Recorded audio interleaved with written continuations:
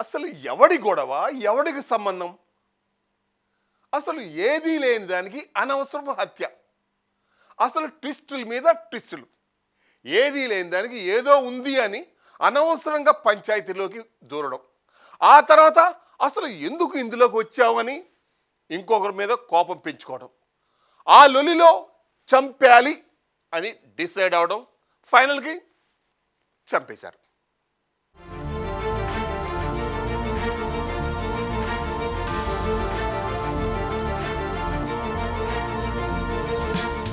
తెలుగు రాష్ట్రాల్లో వరుస హత్యలు వణికించాయి. అందరూ చూస్తుండగానే కత్తులతో దాడి చేసి ప్రాణాలు బలికొన్నారు. మేడ్చల్ పోలీస్ స్టేషన్ పరిధిలో ఉమేష్ అనే వ్యక్తిని దుండగులు దారుణంగా హత్య చేశారు. ఈ ఘటన జరిగి కొన్ని గంటలైనా గడవక ముందే ఏపీలో మరో దారుణం వెలుగు చూసింది. తెనాలిలో ఓ వ్యక్తి దారుణ హత్యకు గురయ్యాడు. డొంక రోడ్లో పండ్ల వ్యాపారం చేసే రబ్బానీపై గౌస్ అనే వ్యక్తి కత్తితో దాడి చేశాడు. దాడిలో తీవ్రంగా గాయపడిన రబ్బానీని తెనాలి ప్రభుత్వ హాస్పిటల్కి తరలించారు. అక్కడ చికిత్స పొందుతూ రబ్బానీ మృతి చెందాడు.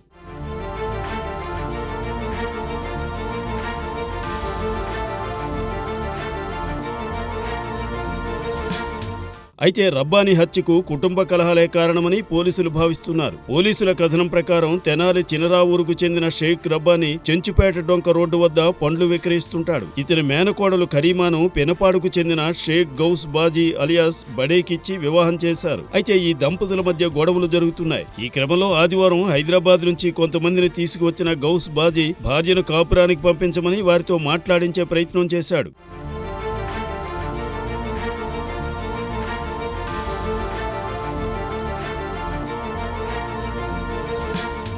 ఈ క్రమంలో రబ్బానీ జోక్యం చేసుకోగా అతనిపై కక్ష పెంచుకున్నాడు గౌస్. రబ్బానీని అంతమొందించాలని నిర్ణయించుకుని ఆదివారం సాయంత్రం ఓ టీ స్టాల్ వద్ద టీ తాగుతున్న రబ్బానీపై కత్తితో దాడి చేసి తీవ్రంగా గాయపరిచాడు. స్థానికులు అతన్ని తెనాలిలోని జిల్లా ప్రభుత్వ వైద్యశాలకు తరలించగా చికిత్స పొందుతూ కొద్దిసేపటికే రబ్బానీ మృతి చెందాడు.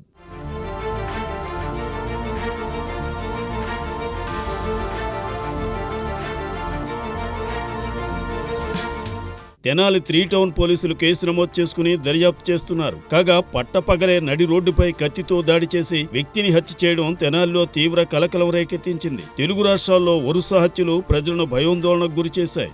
మనుషులమన్న సంగతి మరిచి ఇలా చంపుతున్నారేంట్రా అని పలువురు ప్రశ్నిస్తున్నారు. ఈరోజు బౌండరీ స్టాల్ దగ్గర అసాల్ట్ ఒకటి జరిగింది.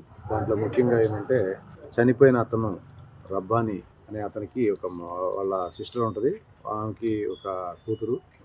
వాళ్ళ మేనగోడలు రబ్బానీ మా మేనగోడలది మ్యారేజ్ సంబంధించిన ప్రాబ్లం ఉంటుంది భర్త దగ్గర పంపించాలంటే అతనేమి చేయకుండా తాగి సరిగా పనిచేయడు, పోతాడు లేకపోతే లేదు, తాగి తిరుగుతూ ఉంటాడు.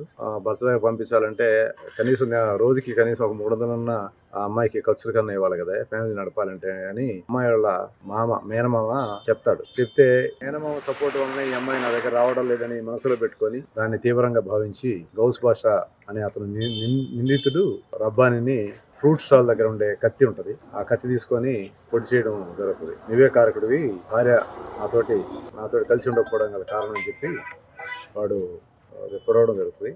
అవి కూడా ఒక 3 స్టాబింగ్ జరుగుతుంది. 3 ఒకటి కొంచెం లంగ్స్ దగ్గరికి తగలడం వల్ల కొంచెం లోతుగా అతను చనిపోవడం జరిగింది. ఆ ముద్దాయిని కూడా ఇమీడియట్గా మేము పట్టుకుంటాము, త్వరలో రిమాండ్ చేస్తాము.